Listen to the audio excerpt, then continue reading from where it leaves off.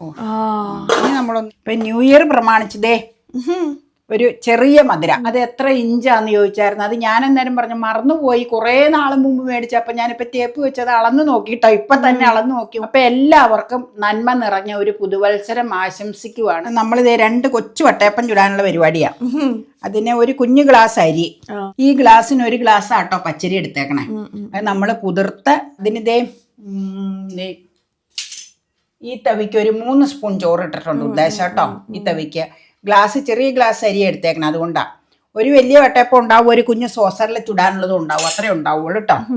അപ്പൊ പിന്നെ ദേ 1 മുറി പച്ചത്തേങ്ങ ചിരണ്ടേച്ച് ഞാൻ ചിരട്ടേങ്ങ തന്നെ മൂടി വെച്ചതാ. ദേ ഒരു കയ്യില് 1 തവി പഞ്ചസാര, ദേ ഇതിനൊരു തവി, നിങ്ങൾ കണ്ടല്ലോ. 1 മുറി തേങ്ങ കേട്ടോ. തേങ്ങ പച്ചത്തേങ്ങയാണ്.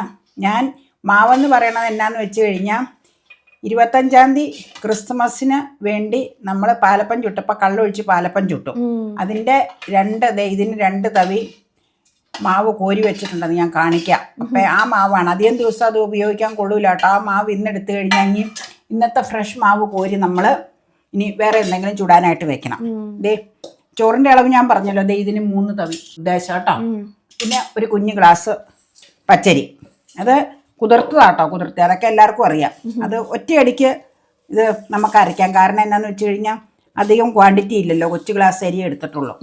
അത് ഇത് മേടിച്ചപ്പോൾ ഞാനൊരു വട്ടയപ്പം കൂടെ ചുടാന്ന് ഓർത്തങ്ങ് ചെയ്യണമെന്നേ ഉള്ളൂ. ഇപ്പം വട്ടയപ്പം ചുടേണ്ട അത്യാവശ്യം ഉണ്ടായിട്ടല്ല, ഈസ്റ്റിലധികം നമ്മൾ ചെയ്യാറില്ലല്ലോ. അത് കാരണം ഇതൊന്ന് പ്രേക്ഷകരെ കാണിക്കാം. ഇത് കഴുകിയ വെള്ളം, അതുകൊണ്ട് ഇത് തന്നെ അങ്ങ് ഒഴിക്കാം കേട്ടോ. അരി കഴുകിയ വെള്ളം കുതിർത്തിയിട്ട് കഴുകിയെടുത്തതാ കേട്ടോ. ഇതേ മാവ് ചേർക്കണ അളവ് മാവിൻ്റെ കാണിച്ചു തരാം. ഇന്നലത്തെ അപ്പത്തിൻ്റെ അരച്ച മാവ് എടുത്ത് വെച്ചിരിക്കുന്നതാണ്. അതെന്തോരാ ചേർക്കണമെന്ന് കാണിച്ചു തരാം. ഇച്ചിരി വെള്ളം കൂടെ വേണ്ടി വരും നമുക്ക്. പഞ്ചസാര അലുത്ത് വരുമ്പോൾ ഇച്ചിരി വെള്ളം വരും. ഇതാ മാവ് എടുത്ത് വെച്ചേക്കണം. ഫ്രഷ് മാവാട്ടോ.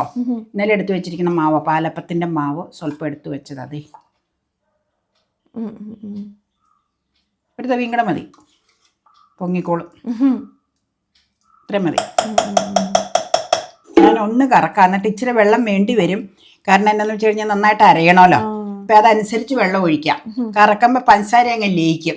കൂടുതൽ വെള്ളം ആയി കഴിഞ്ഞാൽ പിന്നെ അത് ശരിയാവൂല. അതുകൊണ്ടാണ്. അപ്പം നമുക്കൊന്ന് കറക്കി വെച്ച ആവശ്യത്തിനുള്ള വെള്ളം ചേർക്കാം കേട്ടോ. എന്ന് കറക്കട്ടെ. നന്നായിട്ട് അരയണം. എത്രത്തോളം അരയാവോ അത്രത്തോളം നല്ലതാട്ടോ. ഇത്ര വെള്ളം കൂടെ ഒഴിക്കുക കേട്ടോ. ഞാൻ മിക്സിയുടെ അതിൽ നിന്ന് എടുക്കാൻ പാടാ, അതുകൊണ്ടാണ് ഞാൻ ഇങ്ങനെ കാണിച്ചാൽ വെള്ളം കൂടെ മതി. കാരണം പഞ്ചസാര ലയിച്ച് വരുമ്പോൾ ഞാൻ പറഞ്ഞില്ല എന്തോരം വെള്ളം വേണമെന്ന് അറിയാൻ പറ്റൂല എന്നാ. അപ്പം വെള്ളം ഒഴിച്ചില്ലെങ്കിൽ അരയൂല. അതുകൊണ്ടാണ് ഞാൻ എന്താ ഇത്രയും പഞ്ചസാരയും കൂടെ ചേർത്ത്. കാരണം എന്നാന്ന് വെച്ചാൽ ഇത്തിരി മധുരം കുറവാന്ന് എനിക്ക് തോന്നി കേട്ടോ. അത് കാരണം ഇതും കൂടെ ചേർത്ത് അരച്ചെടുക്കുക കേട്ടോ. ആദ്യം ഒരു കയ്യിലെടുത്തത് നിങ്ങളെ കാണിച്ചായിരുന്നു. അപ്പം അരച്ചു കഴിഞ്ഞപ്പോൾ അത് ഇച്ചിരി കുറവ് പോലെ തോന്നി, അതുകൊണ്ട് ഇത്രയും കൂടെ എടുത്തിട്ടുണ്ടെന്ന് പറഞ്ഞതാ. ഒഴിക്കുവാണേ.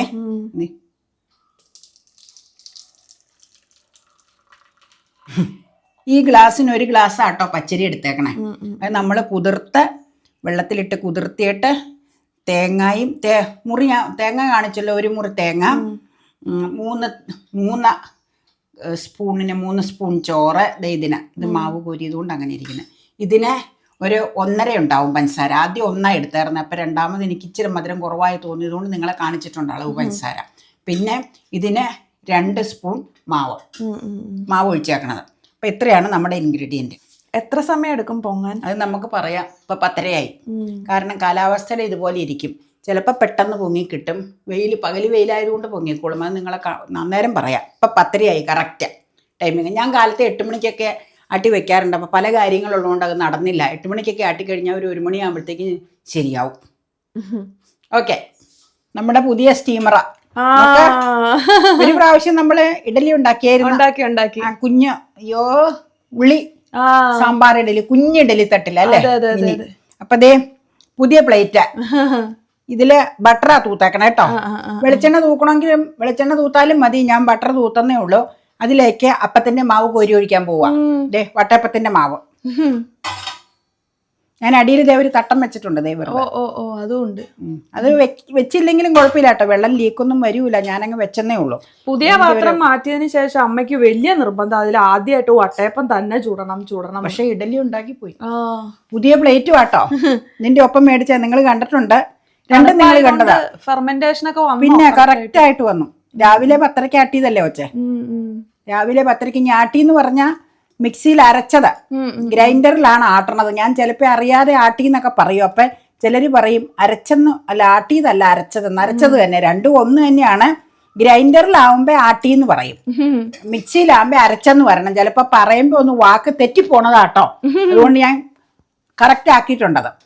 ഇനി അവിടെ ഇരുന്ന് വേവട്ടെ, വെന്ത് കഴിയുമ്പോ കാണിക്കാം. വെന്തോന്നൊന്ന് നോക്കാം.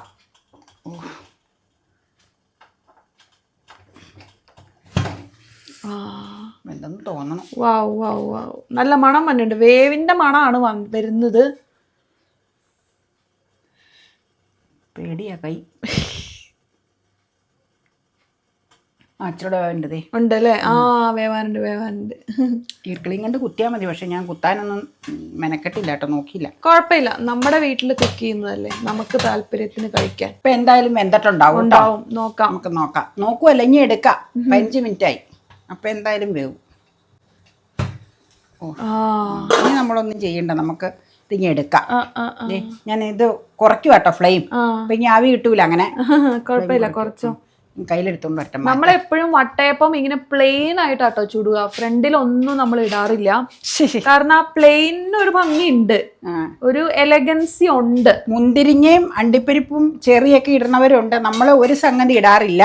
നീ പറഞ്ഞ പോലെ പ്ലെയിൻ ആയിട്ടിരിക്കുമ്പോ അതിന് അതിൻ്റെതായ ഒരു പ്രത്യേകത ഉണ്ടല്ലോ, ഒരു എലഗൻസ് ഉണ്ട്. അപ്പൊ ആ ഒരു എലഗൻസ് കിട്ടാൻ വേണ്ടിയിട്ടാണ് നമ്മൾ അത് അങ്ങനെ തന്നെ മെയിൻറ്റെയിൻ ചെയ്യുന്നത് കേട്ടോ. ഇവിടെ വെച്ച് അടുത്ത ട്രിപ്പ് വെക്കാം. ഇവിടെ വെക്കാം കേട്ടോ, കാണാൻ പടം എടുത്തോ വേണമെങ്കിൽ ഇവിടെ വെക്കാം. ഇച്ചിരി വെള്ളം ഒഴിക്കണം, ഇനി വെള്ളം ഒഴിക്കണം.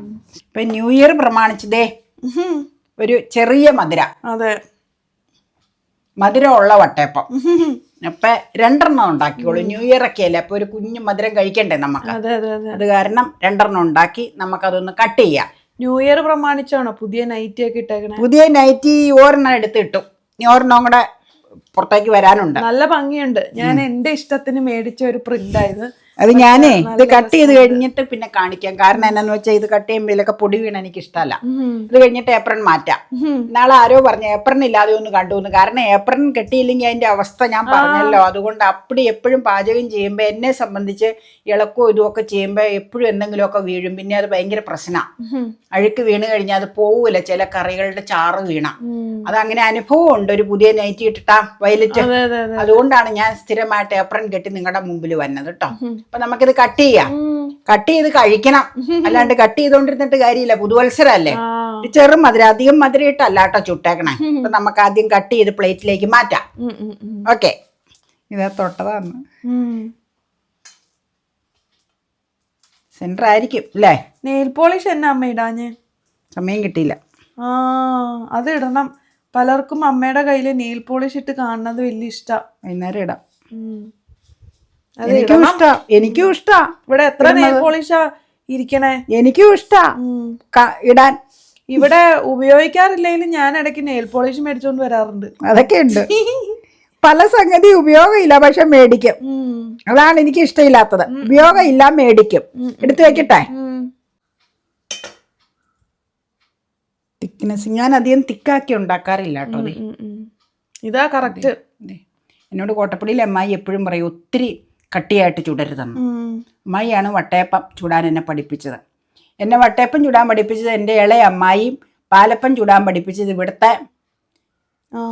ഇവിടുത്തെ ചേട്ടൻ്റെ ഭാര്യ, നീ മമ്മീന്ന് വിളിക്കണ മേരിക്കുട്ടി ചേച്ചിയും ജെസി ആൻറ്റിയും. അവർ രണ്ടുപേരും പറഞ്ഞു തന്നിട്ടുണ്ട്. ചേച്ചിയാണ് കൂടുതൽ അടുത്ത് കിടക്കണോണ്ട് സംശയങ്ങളെ ഞാൻ ചോദിച്ചുകൊണ്ടിരുന്നത് പാലപ്പത്തിൻ്റെ.